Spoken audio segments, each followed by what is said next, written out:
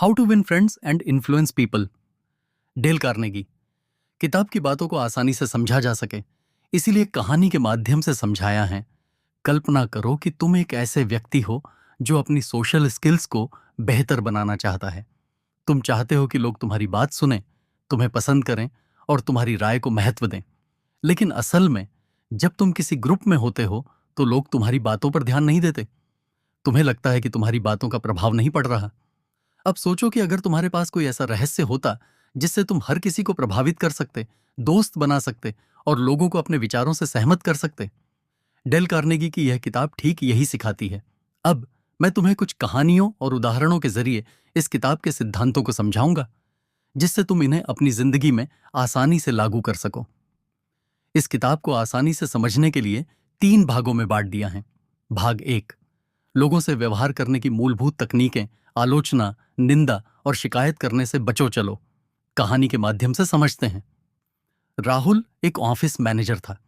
वह चाहता था कि उसके कर्मचारी ज्यादा मेहनत करें, इसलिए वह अक्सर उनकी गलतियों पर गुस्सा करता और आलोचना करता। लेकिन धीरे धीरे उसने देखा कि लोग उससे बचने लगे, वे उसके सामने डर महसूस करने लगे। फिर राहुल ने इस किताब से सीखा कि लोगों को सुधारने का सबसे अच्छा तरीका आलोचना नहीं, बल्कि प्रेरणा देना है। इससे सीख, जब तुम किसी की आलोचना करते हो तो वह रक्षात्मक हो जाता है और खुद को सही ठहराने लगता है। इसके बजाय अगर तुम उसकी तारीफ करोगे और धीरे से उसे सुधारने का सुझाव दोगे तो वह ज्यादा आसानी से बदलाव को स्वीकार करेगा। सुझाव: अगर तुम्हें किसी की गलती सुधारनी हो तो पहले उसकी किसी अच्छी आदत की तारीफ करो। कठोर आलोचना की बजाय सुधार का सुझाव दो। नंबर 2, ईमानदारी से प्रशंसा करो। कहानी के माध्यम से समझें। रोहन को अपने बॉस से प्रमोशन चाहिए था, लेकिन हर बार जब वह अपने काम की तारीफ करता तो बॉस उसे अनसुना कर देता। फिर उसने इस किताब की एक ट्रिक अपनाई।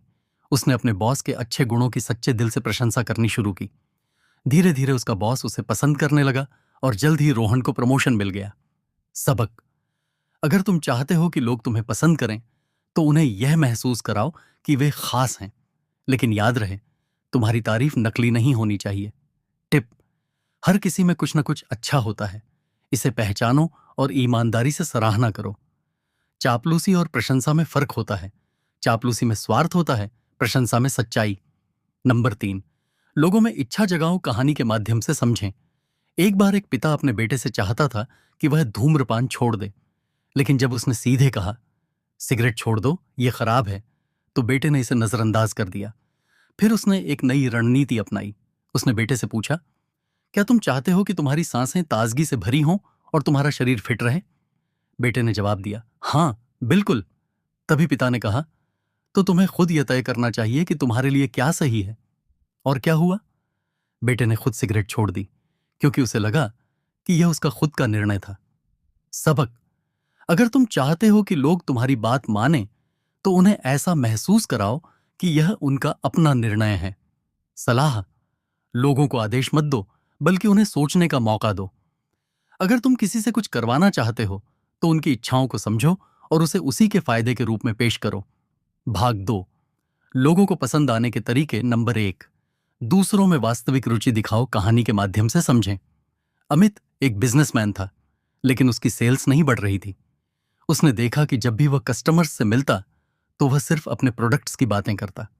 फिर उसने इस किताब से एक सबक सीखा। उसने अपने ग्राहकों की जरूरतों को समझने और उनकी समस्याओं के बारे में बात करने की कोशिश की। क्या हुआ? लोग अब उसकी बातों में दिलचस्पी लेने लगे और उसकी सेल्स बढ़ गई। सबक: अगर तुम चाहते हो कि लोग तुम्हें पसंद करें तो खुद की बातें करने के बजाय उनकी बातें सुनो। सलाह: दूसरों से उनके बारे में पूछो और सच में दिलचस्पी दिखाओ। लोगों से उनकी पसंद नापसंद के बारे में बात करो। नंबर 2, मुस्कान एक जादू की तरह काम करती है। कहानी के माध्यम से समझें। सोहन जब भी किसी नए इंसान से मिलता तो वह गंभीर और कठोर दिखता, लेकिन जब उसने यह सीखा कि एक साधारण मुस्कान कैसे लोगों का दिल जीत सकती है तो उसने इसे आजमाया। अब जब भी वह मुस्कुराकर मिलता, लोग उसे ज्यादा पसंद करने लगे। सबक: एक वास्तविक मुस्कान संचार का सबसे शक्तिशाली तरीका है। यह दिखाता है कि तुम खुश और आत्मविश्वासी हो। सुझाव: हर मुलाकात की शुरुआत मुस्कान से करो। मुस्कान से लोग तुम्हारे साथ ज्यादा सहज महसूस करते हैं। भाग 3। लोगों को अपने तरीके से सोचने के लिए प्रेरित करना। नंबर 1, बहस करने से बचो, कहानी के माध्यम से समझें। मनीष और सुरेश ऑफिस में किसी प्रोजेक्ट पर बहस कर रहे थे, लेकिन कोई भी हार मानने को तैयार नहीं था। फिर मनीष ने एक नया तरीका अपनाया। उसने कहा, मुझे तुम्हारा नजरिया समझना है, क्या तुम थोड़ा विस्तार से बता सकते हो? सुरेश को लगा कि उसकी बात सुनी जा रही है, इसलिए उसने मनीष की बातों को भी खुले दिमाग से सुना। सबक, बहस से कोई भी नहीं जीतता। अगर तुम किसी को प्रभावित करना चाहते हो तो उसकी बात को ध्यान से सुनो और उसे सम्मान दो। सुझाव, कभी मत कहो कि तुम गलत हो। दूसरे की राय का सम्मान करो और अपनी बात को विनम्रता से रखो।